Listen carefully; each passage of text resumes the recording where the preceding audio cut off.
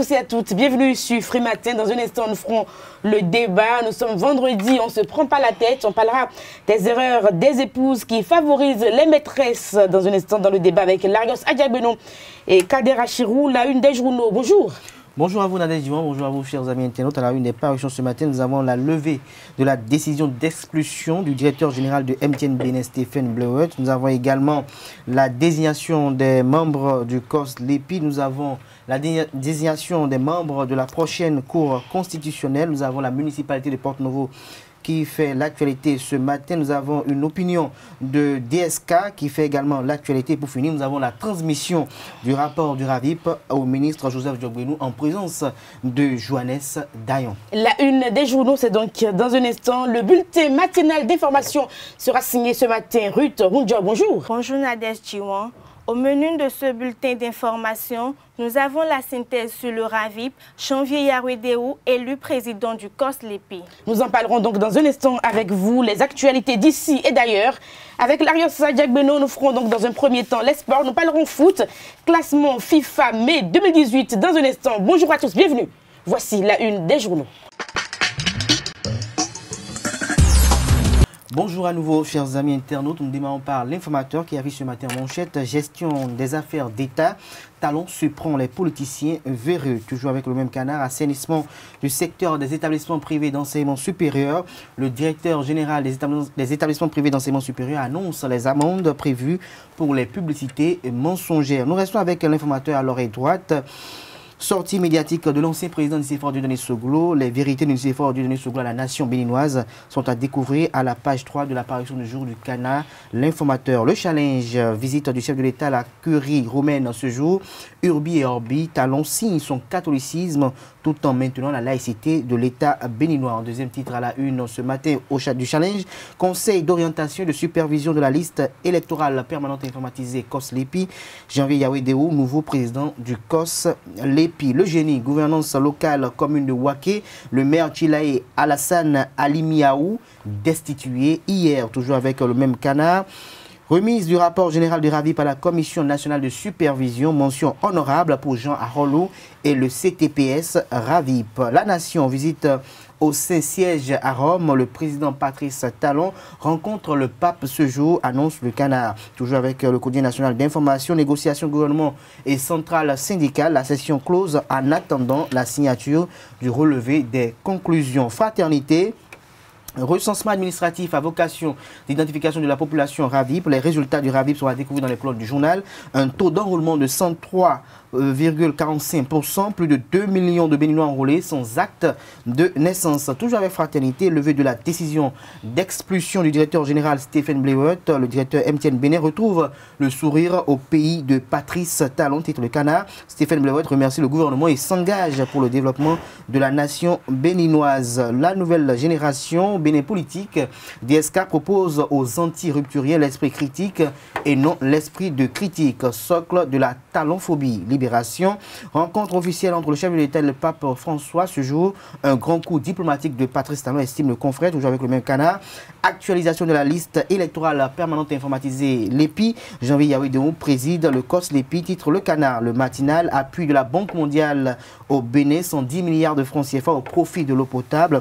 Toujours avec le défi d'une génération.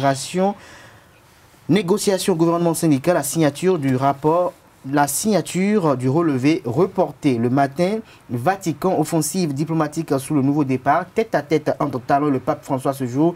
L'invité du Saint-Père à l'écoute de l'Église catholique. Négociation gouvernement syndical, des engagements du gouvernement pour un climat social apaisé à découvrir dans les colonnes de Le Matin à la page 6. La dépêche, moralisation de la vie publique et les dossiers qui dérangent 3, PPEA 2, où est passé l'argent de l'eau, s'interroge le canard, toujours avec le même journal, la dépêche. Groupe parlementaire Union fait la nation, Basile Comlan à Rossi, claque la porte. Nous passons au quotidien Nokoué, Renaissance du Bénin et les législatives de 2019. Nicéphore Dieudonné Soglo et son épouse Rosine Vieira Soglo rassurent et remobilisent les militants. Toujours avec quotidien Nokoué, Cour constitutionnelle, à peine nommée, la prochaine mandature au cœur des polémiques. Le télégramme Grande avancée de la modernisation de l'aéroport international Bernardin Gantin de Cotonou, acquisition d'un pushback pour tracter les avions moyens et gros porteurs. Convoi de MONUSCO, les 2 soldats béninois portés disparus sont retrouvés, nous rapporte le Télégramme. Matin libre, couplé les législatives et les communales, le plan secret de Talon, toujours avec Matin libre, désignation de Cécile Desdravaux Zizinokwe à la Cour constitutionnelle, la compétence d'une juriste de haut niveau reconnue. Le béninois libéré à présent, délégation de gestion de certaines structures étatiques, Talon y compris pour son avance sur son temps. Levé de la décision d'expulsion du directeur général de MTN Bénin, Stéphane Bleuet, heureux de revenir au Bénin, à lire dans les colonnes du journal le communiqué effectué à cet effet. Nous passons au quotidien Nord-Sud quotidien, pour mettre un thème à la une des journaux de ce matin. Kos Lepi Yawedéou, élu président. Merci à vous, Kadera Chirou. Les quotidiens sont donc disponibles dans les kiosques au Bénin. Vous les avez aussi en ligne. Nous allons à présent suivre le condensé de l'actualité nationale et internationale avec Ruth Rondion.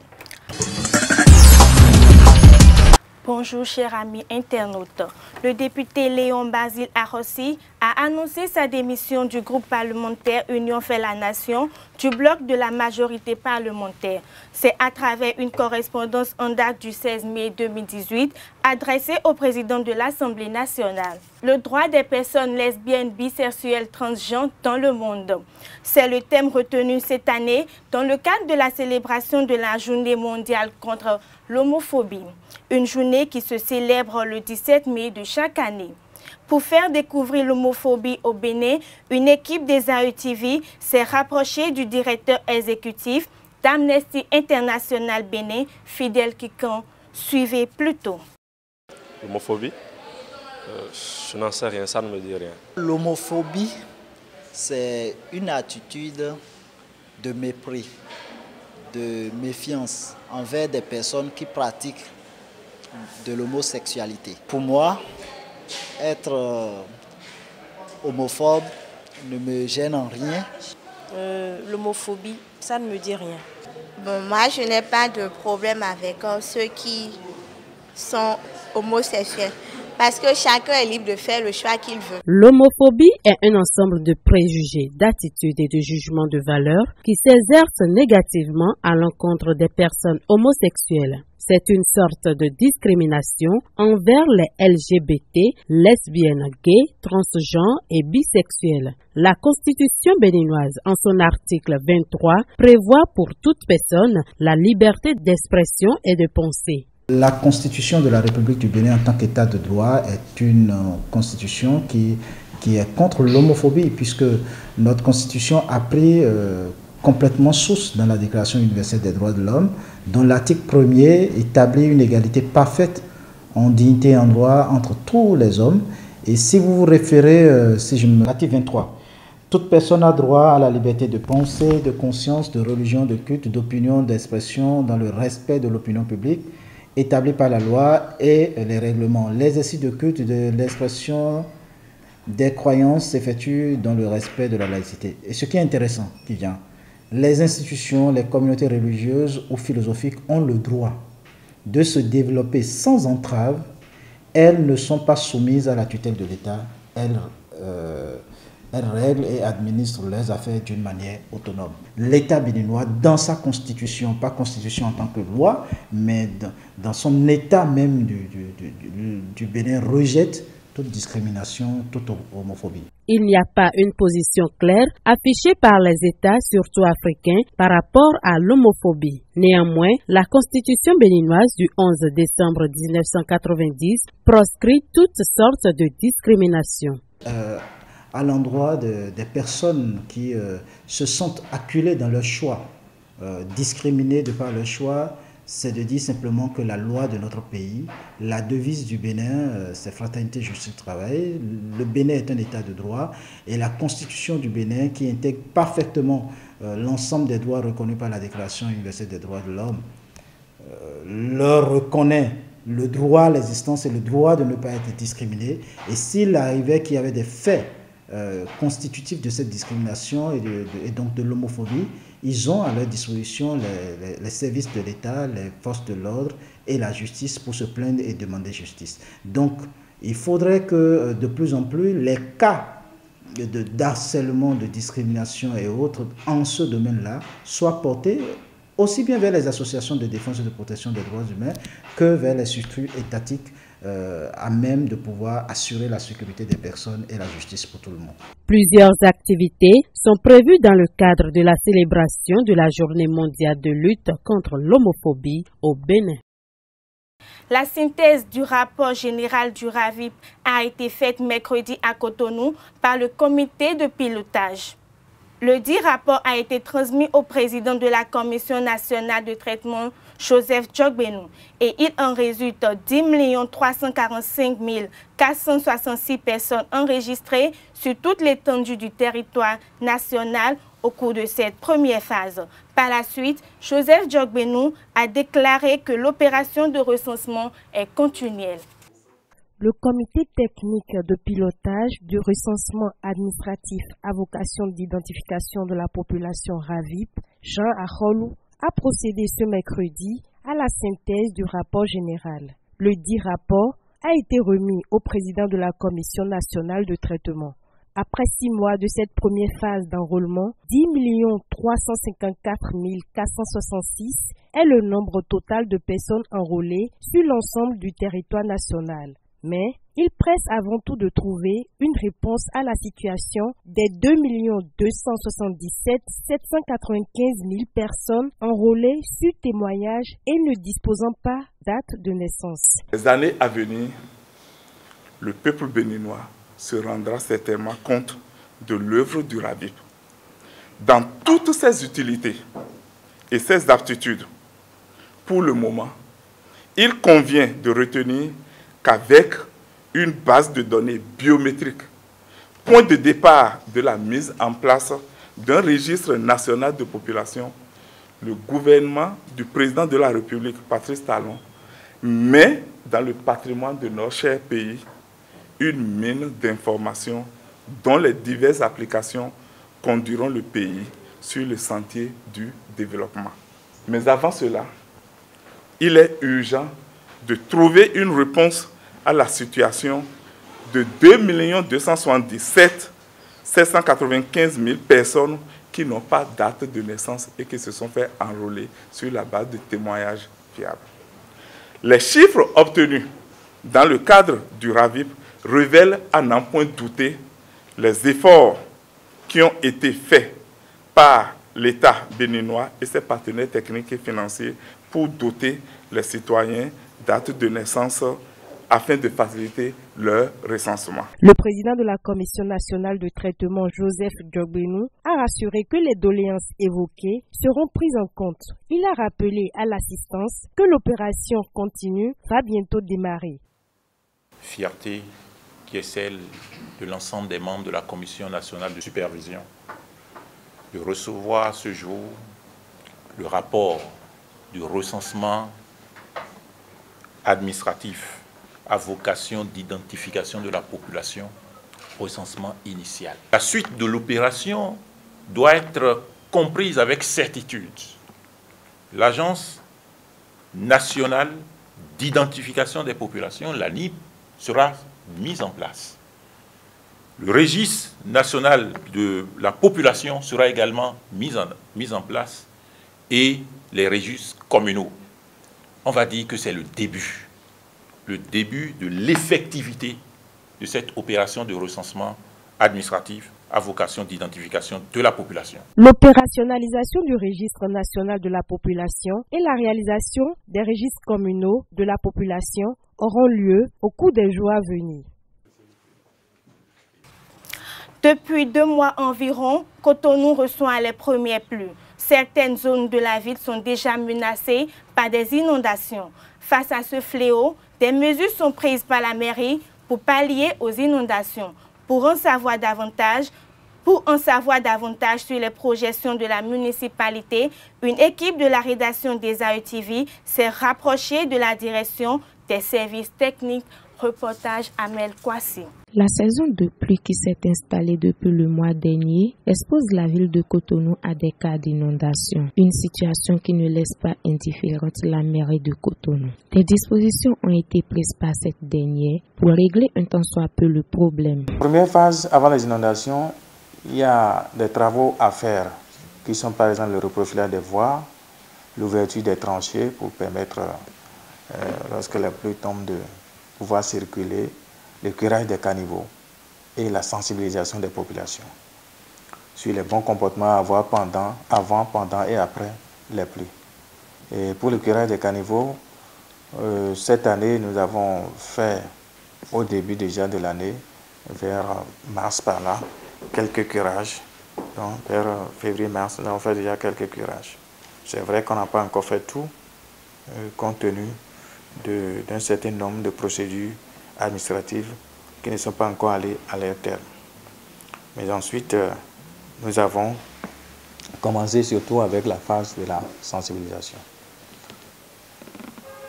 Et lorsque nous arrivons donc à cette phase, pendant la crise, pendant les inondations, les dispositifs sont pris pour que, si les inondations arrivent, ce qu'il faut faire à chaque instant, des équipes sont mobilisées à travers tous les arrondissements pour que nous puissions intervenir. Maintenant, après la pluie, donc la phase post-inondation, donc il y a encore des travaux aussi à faire. Donc tout ça, c'est déjà planifié et nous sommes en train de mettre en œuvre. Certains arrondissements tels que le 1er, le 4e, le 6e, le 8e, le 12e et le 13e sont des zones considérées comme critiques. À cet effet, la mairie de Cotonou, à travers la direction des services techniques, met l'accent sur la sensibilisation des populations. Mais là, alors, ça appelle des comportements de la part des populations. Parce que ce que nous remarquons tout le temps, c'est que les populations, je ne sais pas si on va dire qu'ils s'en foutent, mais qu'elles s'en foutent, mais des gens s'installent à des endroits où il ne faut pas s'installer. C'est ça, premièrement. Deuxièmement, on construit les ouvrages et les gens les bouchent par des ordures, par des déchets, par toutes sortes d'encombrants, ce qui empêche l'eau de circuler. Donc, même si l'État joue sa partition, la ville devra jouer également sa partition en procédant à l'entretien régulier de ces ouvrages. Et la population aussi va jouer sa partition en essayant de surveiller, d'être responsable vis-à-vis de la protection du bon fonctionnement de ces ouvrages-là. Éradiquer complètement les inondations dans la ville de Cotonou nécessite de grands moyens selon le directeur des services techniques. Il se réjouit toutefois des moyens mis en œuvre par le gouvernement pour y arriver. Au Bénin, la Cour constitutionnelle autorise toute personne à se saisir de son institution. De 1993 à 2008, 5 mandatures ont représenté le Parlement, ainsi que le gouvernement à la Cour constitutionnelle. Suivons ensemble la procédure de la Cour et les 5 mandatures qui se sont succédées à sa tête. Conformément aux dispositions de la Constitution et de la loi organique numéro 91-009 du 4 mars 1991, la Cour constitutionnelle peut être aussi saisie par le président de la République, le président de l'Assemblée nationale, le président de la Haute Autorité de l'audiovisuel et de la communication et le président du Conseil économique et social. Toutes les associations non gouvernementales de défense des droits de l'homme, toute association, tout citoyen peuvent également saisir l'institution. Elle peut être saisie par le citoyen lambda sur la constitutionnalité des lois, soit directement, soit par la procédure de l'exception d'inconstitutionnalité dans une affaire qui le concerne devant une juridiction. Celle-ci doit surseoir jusqu'à la décision de la Cour constitutionnelle qui doit intervenir dans un délai de 30 jours. Pour être valable, la requête émanant d'une organisation non gouvernementale, d'une association ou d'un citoyen doit comporter tous les renseignements possibles, c'est-à-dire ses noms, prénoms, adresses précises et signatures ou empreintes digitales. L'article 30 du règlement intérieur de la Cour constitutionnelle lui offre la possibilité de se saisir d'office sur la constitutionnalité des lois et de tout texte réglementaire censé porter atteinte aux droits fondamentaux de la personne humaine et aux libertés publiques. Depuis 1993, 5 mandatures se sont succédées à la Cour. La première mandature de 1993 à 1998 avait comme présidente Elisabeth Ekwe-Poyon, vice-président Alexis Hontondi, conseiller Hubert Maga, Pierre Eroumi, Alfred Elegbe, Maurice Aranzo-Glele et Bruno Arlonsou. La deuxième mandature s'étendait sur la période de 1998 à 2003 et c'est Concepcia Ouensou qui avait la tâche de la diriger avec pour vice-président Lucien Sebo Maurice et les conseillers Aranzo Glele, Clotilde Mendegan, Hubert Maga, Jacques Mayaba et Alexis Hontondi. Concepcia Ouensou est revenu en 2003 à la tête de la troisième mandature. Jacques Mayaba était son vice-président et Idrissou Boukari, Pancra Bratier, Christophe Kodjo Kounia-Zondé, Clotilde Mendegan ainsi que Lucien Sebo, auparavant vice-président, les conseillers. En 2008, on assiste à un strict renouvellement du bureau de la Cour constitutionnelle avec des noms tels que Robert Dossou, ancien maire de la ville-capitale Porto Novo et ancien bâtonnier en qualité de président. La vice-présidente Marceline Berha Afouda et Théodore Olo, Jacob Zinsounon, Dossou Bernard Degbo, Clémence Niembere Dansou Zime, Kora Yaou, conseiller. Théodore Olo, conseiller à la 4e mandature, est devenu président à la 5e mandature qui prend fin en juin prochain. Dato Simplice, vice-président, et Bernard Dossou Degbo, Marceline Berha Afouda, Akpo Eloge, Zime Korayaro, Nassirou Lamantou, conseiller. À présent, suivons les informations à l'international. Le virus Ebola a arrêté une zone urbaine et très peuplée en République démocratique du Congo. L'Organisation mondiale de la santé confirme qu'un cas de la maladie a été identifié dans une zone de la ville de Ndanka, dans la province de l'Équateur au nord-ouest du pays. En Guinée, le Premier ministre Mamadi Youla a démissionné hier après plus de 30 mois à la tête du gouvernement. Mais Alpha Condé lui a demandé en même temps d'assumer ses fonctions jusqu'à la formation d'un nouveau gouvernement. Chers amis, nous voici à la fin de ce bulletin d'information. Merci de nous avoir suivis. Merci à vous, Ruth Rondior, pour la présentation de ce bulletin matinal d'information. On rappelle que la grande édition du journal est prévue pour 19h sur Esaü TV. Nous allons faire les sports, nous allons faire le débat et nous ferons peut-être horoscope si tout va bien. Le débat sur Free Matin, les erreurs des épouses qui favorisent les maîtresses. L'épouse, bien souvent, on ne va pas dire devient mal polie, mais s'occupe pas trop de son mari après le mariage et manque de courtoisie donc envers son mari. L'épouse, au fil des temps, oublie la signification du mot romance et même son importance, alors que la maîtresse est très romantique et passionnée.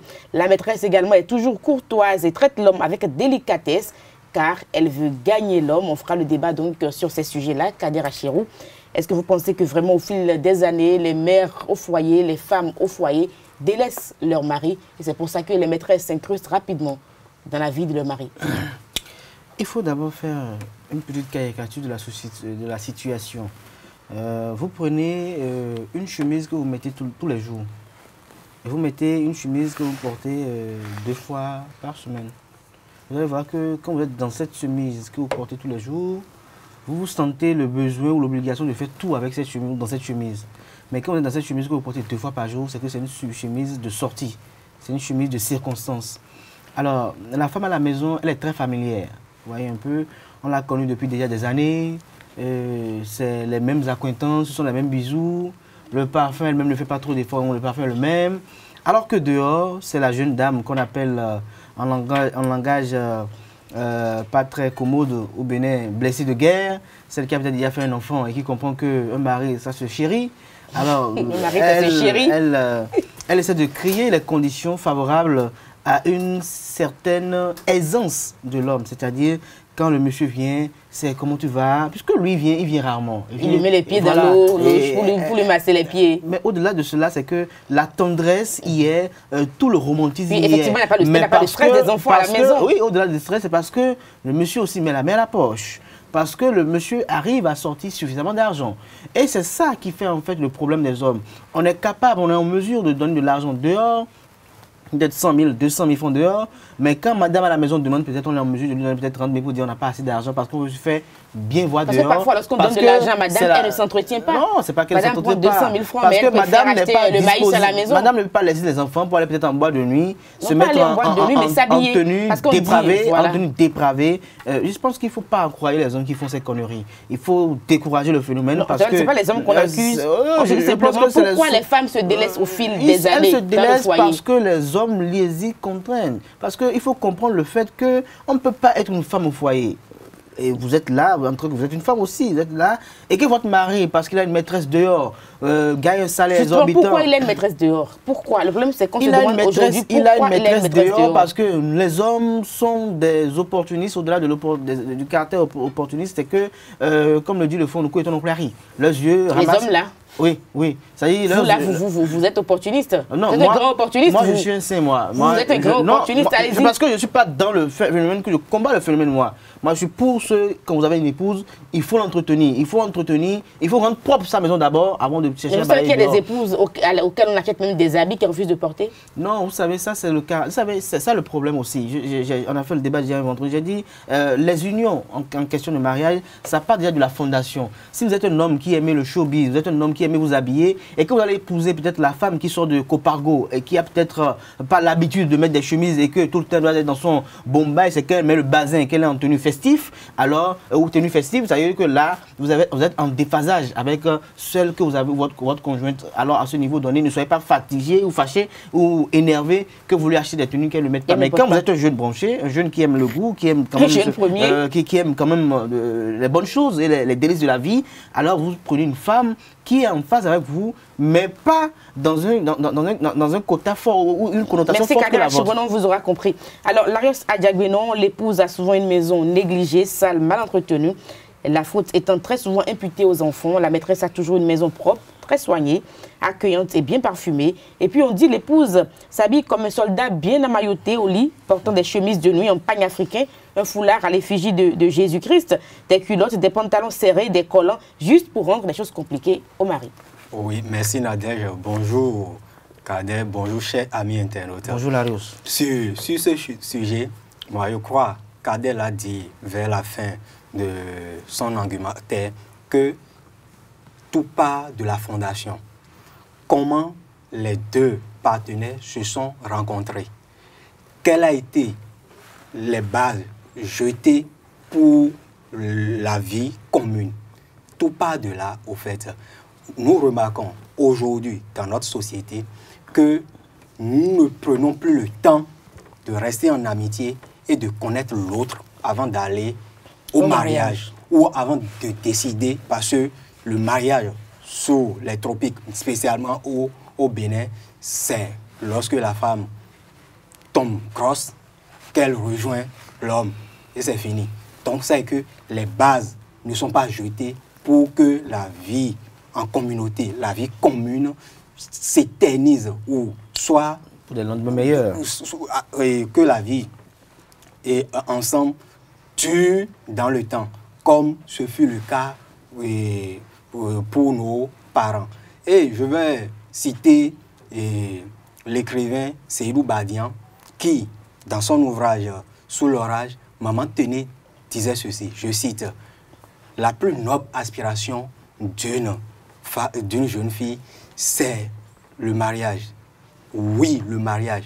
Un mari et des enfants. Est-ce qu'aujourd'hui, dans notre société, cela est toujours comme ça? Dans le cas où la jeune femme ou nos jeunes sœurs trouvent un homme qui a la bourse facile, qui dépense, elle court rapidement pour aller se mettre sous le toit de cet homme.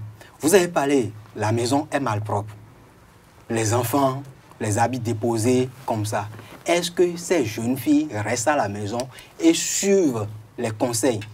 Écoute, parce qu'une chose est de d'écouter les conseils et l'autre chose est d'appliquer. Donc, tout part de l'éducation, tout part des fondations ou des bases jetées par les deux partenaires qui se sont rencontrés peut-être au détour d'une fête ou dans la rue. Et dans un moment d'égarement, il y a une grossesse qui est sortie. Un concert. Oui, maintenant, moi, je crois que Kader a dit quelque chose. Ce ne sont pas seulement les hommes qui sont opportunistes. Les deux, que ce soit la femme ou l'homme, tous les deux sont opportunistes. Chacun cherche son intérêt. Maintenant, la séduction doit être quotidienne. Oui, j'ai réussi à avoir dans mon portefeuille, si je peux me permettre de caricaturer comme ça, cet homme. Mais est-ce que ça s'arrête là? L'artiste Belmont Z a chanté Daïdaïo compétition. Ouais. Donc, quand nous sommes en amitié ou quand on veut... Vraiment, la femme, on compétit pour gagner une femme. La femme est prête même à aller voir sa copine emprunter des choses pour porter, pour faire plaisir à son homme. Ah bon? Ou les... Oui, oui, et même les elle est prête. Ah, on n'a pas dit qu'elle a emprunté, elle est prête. Et même les mots doux.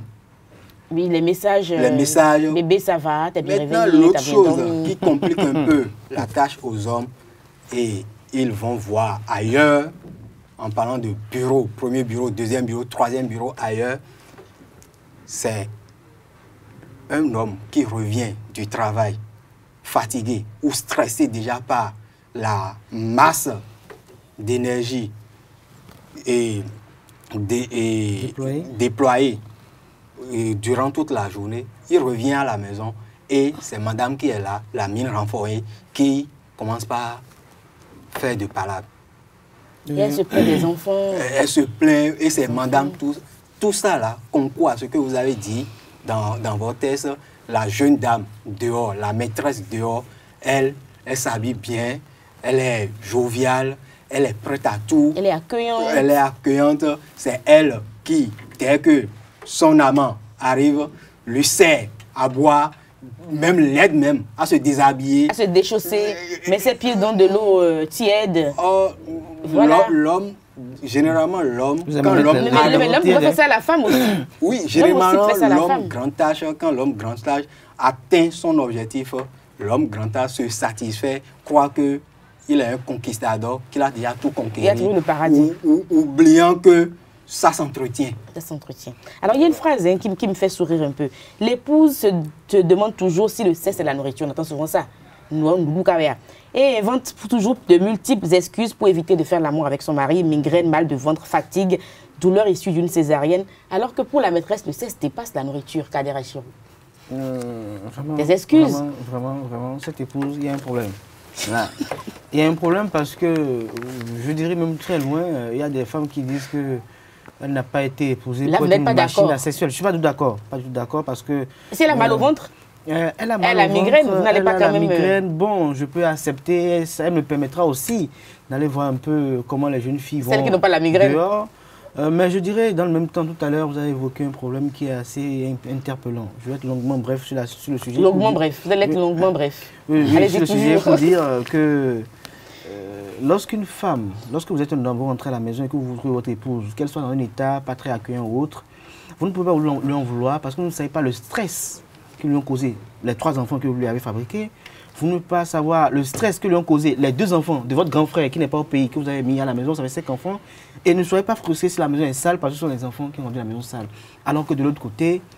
Mais comment nos mères faisaient? Nos mères rendaient les maisons propres. Moi, je me rappelle encore chez moi, on était quand même 4 enfants, mais nos mères, comment elles faisaient? Il faut partir déjà des conditions du travail aujourd'hui. Tu vas voir une maman qui va mettre un enfant au dos. Même dans les villages, une dame, elle met un enfant au dos, elle puise de l'eau, mais elle range sa maison. La propreté, c'est indiscutable pour une maison. C'est indiscutable, mais vous savez que par le passé, les parents, les jeunes, les autres étaient travailleurs. Aujourd'hui, la génération que nous avons, c'est une génération en perte de repères, c'est une génération qui veut tout le temps mettre les pieds sur les pieds dans un resto pour prendre ce qu'eux-mêmes sont incapables de préparer. C'est une génération qui veut quand même vivre au-dessus de ses moyens, une génération qui veut quand même aller à un degré exponentiel qui n'est pas du tout en phase avec ses rêves. Alors dans ce cas de figure, ne soyez pas déçus de voir que après avoir balayé le matin, on se dit ça fait à demain. Ne soyez pas déçus de voir que si les enfants sont avec maman et papa et pensent que c'est maman qui doit faire ci, doit faire ça, ne doit pas le faire. Parce que dans une maison où maman n'arrive pas à dire à sa fille, va balayer, alors c'est irréfutable cela que demain, quand la fille ira au mariage, elle ne sera pas en mesure de balayer 3 fois, 5 fois, 10 fois la maison. Et ça part aussi de sa propre chambre. Si la chambre de la fille a tout le temps été sale et qu'on l'a dit, bon, c'est sa chambre, voilà, nous, on est dehors, tu vas gérer, ne soyez pas surprise que demain, elle se retrouve dans le elle soit confortable dans la saleté, elle soit confortable dans le désordre. Et je dirais par rapport au sexe, le sexe, pour moi, c'est le socle et la base de toute relation, en fait. Parce que, de toute relation conjugale. De toute relation au-delà de conjugale, je parle de relations amoureuses et autres. Parce que, la relation amicale, comme dirait un chanteur, parce que la Russe m'a donné l'inspiration de paraphraser les chanteurs, Gigi Lapierre disait dans une de ses chansons pour dire la chose, nous, on doit tanner, vaudouan et mon Guinée. C'est-à-dire, il faut donner, vous savez, le sexe, c'est un fétiche. Et il faut lui donner les sacrifices qu'il mérite. Il faut lui donner les rituels qu'il lui faut. Je vais en finir. Il faut lui donner les rituels qu'il lui faut. Et pour lui donner les rituels qu'il lui faut, c'est à travers des chants, des rites. Parce qu'au-delà de tout, je pense qu'on va faire le débat après, il y a ces hommes qui vont se faire essorer, je pèse mes mots, essorer dehors, et qui viennent au niveau de leurs femmes et sont là bavés. Ils bavent sur leurs femmes et sont surpris après demain qu'on leur dise que c'est le chauffeur qui, avec toute cette énergie qui ne va nulle part, qui gère madame, c'est le jardinier qui ne sort jamais et qui a assez d'énergie, qui arrive à pomper madame. Dans ce cas d'espèce, vous faites le geste pomper comme ça. Pomper parce que c'est une question de vigueur, c'est une question de ténacité en fait. Donc je pense qu'à ce niveau donné, il faut qu'on arrive à conscientiser les uns les autres pour savoir faire le voyou dehors, d'accord, mais il faut être en mesure de satisfaire les exigences de la maison qui constituent une priorité d'abord. Je suis contre tout homme. Je suis d'accord avec un homme qui a 4-5 bureaux, mais je suis contre l'homme qui n'est pas en mesure d'assumer les besoins de ses enfants, les besoins de sa femme, habiller ses enfants et de faire l'amour fréquemment avec sa femme, bien sûr, parce que, comme je l'ai dit tantôt, même si elle a migraine, il faut trouver les moyens. Vous savez, la femme, au-delà de tout, elle le veut, elle-même le veut, mais elle dit, j'ai la migraine, mais après, dès que les pénétrations vont se faire, les frottements vont s'y commoder, vous allez voir que le ton va changer, le rythme va changer, c'est comme un moulin qu'on démarre. Vous allez voir que progressivement, ça prend. On a su Frimaté, on n'est pas sur Homos. Alors, Dario Sachagbeno. Oui, parlant du sexe, je ne partage pas entièrement l'avis de mon vis-à-vis. Parce que quand on dit sexe, le sexe est sacré. Pas sacré. Pas sacré. Fait partie des choses qui pimentent la vie. Ce n'est pas le socle d'après vous? Ce n'est pas totalement le socle. C'est le socle chez moi. Le socle chez moi, dans une relation amoureuse ou dans une relation conjugale, c'est la communication. Parce que c'est la communication. Quand vous ne communiquez pas, ce qu'ils dénoncent, que les femmes qui refusent à leur mari le lit, ça va arriver facilement. Parce que l'homme n'a pas cherché à comprendre qu'est-ce qui arrive à sa femme, dans quel état sa femme est. Et même, il y a des codes. Il y a des codes que déjà, et c'est ça, je reviens d'abord, c'est la base. Comment les deux sont restés en amitié? Comment les deux sont restés en amitié? Il a développé. Il dit que si tu es un homme, tu as pris une femme, que tu ne dois pas être déçu demain si la femme met ta maison dans un état insalubre. Non. Est-ce que les deux sont restés... Moi, je connais des filles ou des partenaires où la femme refuse carrément de préparer pour son ami. Tu la fous dehors. Mais le sexe, ils le font. Ah bon, si c'est agréable, on va voir. Allègrement. Si c'est agréable, on va voir. Ils le font allègrement. Mais si une grossesse arrive, elle devient sa femme. Elle devient sa femme. On prend les bonnes. Est-ce que le monsieur a pris le temps de connaître la qualité des mets que sa femme. Hein, apparemment, la rose aime manger. Non, ce pas. On dit le ventre d'abord. Qu'est-ce que Nassoua dit à Gou? Nous n'allons pas manger l'amour et boire de l'eau. Donc, il faut manger. Il faut manger. Et il faut manger. C'est la nourriture, il parle de la nourriture, des plats. Tu montes un joint et la pâte, par exemple. Il faut que la femme à la maison prépare à son homme. L'homme également soit attentionné. Parce qu'une fois, il est vrai, on dit que c'est la compétition lorsqu'on est en amitié. Mais lorsqu'on est ensemble, là, l'amour, ça s'entretient. Je ne suis pas d'accord pour la compétition. Merci à vous, Lanassa Diagbeno. C'était le débat sur Free Matin. Nous sommes le week-end. On va recommander donc aux épouses qui sont mères de famille à la maison de ranger un peu leur intérieur parce qu'évidemment, c'est très important. Ce n'est pas du tout bien d'avoir une maison mal entretenue, une maison sale. Ce n'est pas du tout bien, aussi bien pour vous, mais surtout pour les enfants qui doivent évoluer dans un cadre sain. Nous passons donc au sport. Foot, classement FIFA, mai 2018, la Fédération internationale de football, association FIFA, a rendu public donc jeudi son classement mensuel des nations. Après la chute du mois dernier, le Bénin remonte dans ce classement.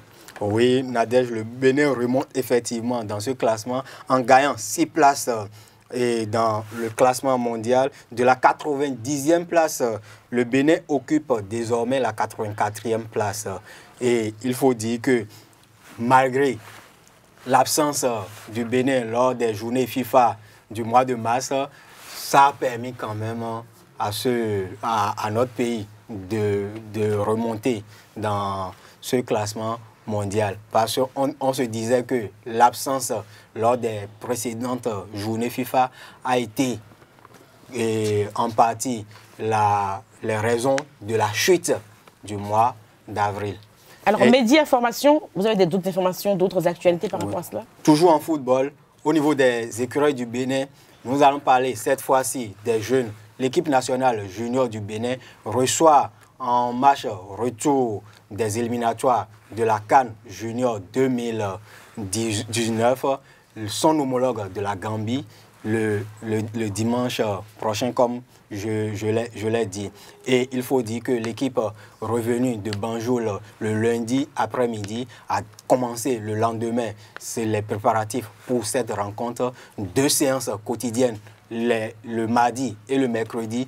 Hier jeudi, c'est passé à une séance quotidienne. Et aujourd'hui, cet après-midi, si les internautes sont libres, ils peuvent se rendre au stade René Préven de Cotonou pour suivre la dernière séance d'entraînement de Chabel Gomez et de ses partenaires en marge de ce match international. Média Formation, les journalistes et reporters sportifs du Bénin renforcent donc leur capacité depuis hier, comme on le disait, sur les terminologies et les formules du jeu Scrabble, c'est ça, hein? Oui, ils sont environ une trentaine de reporters sportifs venus des 6 départements du sud du Bénin à participer à ce séminaire de formation organisé par le réseau des journalistes de sport au Bénin en partenariat avec la Fédération béninoise de Scrabble.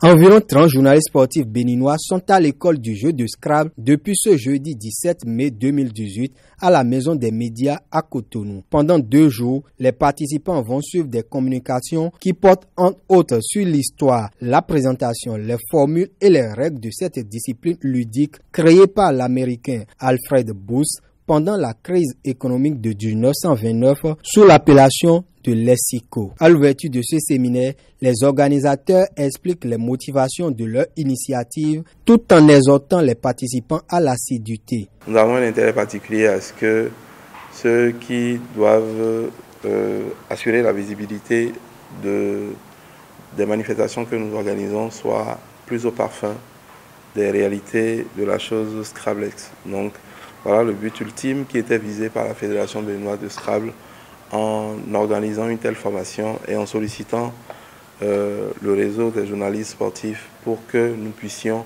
échanger sur ce qu'est le Scrabble, comment y joue-t-on, et afin que les prochains articles qui parleront de Scrabble puissent mieux en parler et qu'il soit également plus édifiant pour vos lecteurs. Le Scrabble est une discipline qui honore notre pays sur le plan international.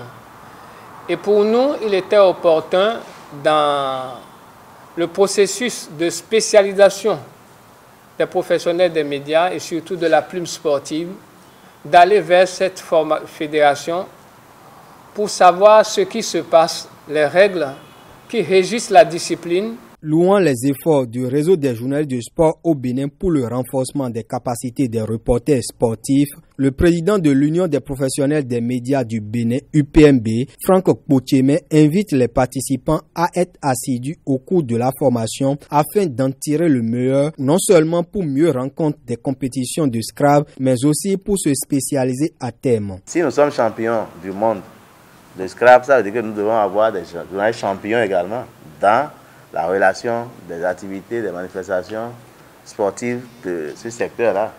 Si, lorsque nous allons organiser le championnat en 2020 et que des confrères qui accompagnent les équipes nationales viennent, qui font les reportages, ils lisent les notes et constatent que nous ne sommes pas outillés, nous ne sommes pas au niveau de notre équipe, ce n'est pas à notre avantage.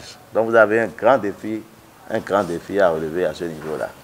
Et c'est pour cela que je voudrais vraiment souhaiter une assiduité, souhaiter que le réseau, en organisant ce genre de renforcement, insiste aussi sur la spécialisation. Après une courte pause à la fin de la cérémonie protocolaire, participants et communicateurs entrent dans le vif du sujet. Jean-Eudes Agbemanvor, vice-président de la Fédération béninoise de Scrabble, et le directeur technique national, Joël Noumonvi, se sont relayés pour donner les premiers enseignements à leurs apprenants de circonstances venus notamment des 6 départements du sud du Bénin. Cette formation de spécialisation en journalisme sportif, la première de l'année organisée par le RJSB, s'achève ce vendredi 18 mai 2018 avec la remise des attestations de participation. Nous vous invitons à suivre quelques participants sur les premières notions reçues lors de la première journée de la formation. C'est une formation qui m'a permis d'avoir les notions de base du Scrabble parce que j'y jouais et je ne savais pas les mots usuels. Après cette présentation et cet historique, je suis beaucoup plus aguerri avec les mots. Je ferai moins d'erreurs concernant les mots à utiliser. Il y a certaines notions que je ne maîtrisais pas. Le conférencier est revenu là-dessus. Vraiment, je suis satisfaite. Je pense que désormais, je pourrais jouer seule puisque là, j'ai le jeu, je n'arrive pas à m'exprimer. Donc désormais, avec tout ce que je viens de recevoir, les quelques notions que j'ai eues il y a quelques minutes, peuvent déjà m'aider à jouer seule ou bien avec mon entourage, avec des gens qui veulent aussi s'exprimer. Donc désormais, nous pouvons jouer sans problème. Je vais vous surprendre un peu en vous disant que je suis l'un des seuls journalistes qui couvre les événements de la Fédération béninoise de Scrabble. Quand vous dites tout à l'heure qu'on a eu des médailles au Mali, j'étais déjà au courant. Je n'ai pas encore voyagé avec eux, je connais un peu leur palmarès. Mais aujourd'hui, je me suis encore cultivé de plus parce que je ne savais pas que le Scrabble avait 102 mots, par exemple, et qu'il y avait autant de lettres qui avaient plus de points. Mais avec ce séminaire, maintenant, je crois que j'ai le b.a.-ba de cette discipline sportive que le commun de Béninois ne connaît pas. Mais moi, ce que j'exhorte, c'est pour que au moins le Scrabble puisse aller à l'école. Parce qu'à travers ce que nous sommes en train d'apprendre aujourd'hui, si nos enfants s'habituent à jouer au Scrabble, ils seront très forts en français. C'est la fin de votre émission Free Matin. Merci à vous, Larios Adjagbenon. On se retrouvera donc lundi avec le même plaisir. Portez-vous bien. Merci à vous pour l'attention. Donc, on se retrouve lundi pour un autre numéro de Free Matin. On se retrouvera plutôt mardi, lundi de Pentecôte, lundi prochain. Lundi de Pentecôte, il y a Novicha à Grand Popo sur le lundi de Pentecôte. Et donc, il y a le Saint-Esprit qui va descendre. Donc, bonne fête de Pentecôte par anticipation. Et vous nous retrouverez donc le mardi, juste après donc, le lundi férié de Pentecôte. Merci. Excellent week-end en compagnie de votre programme.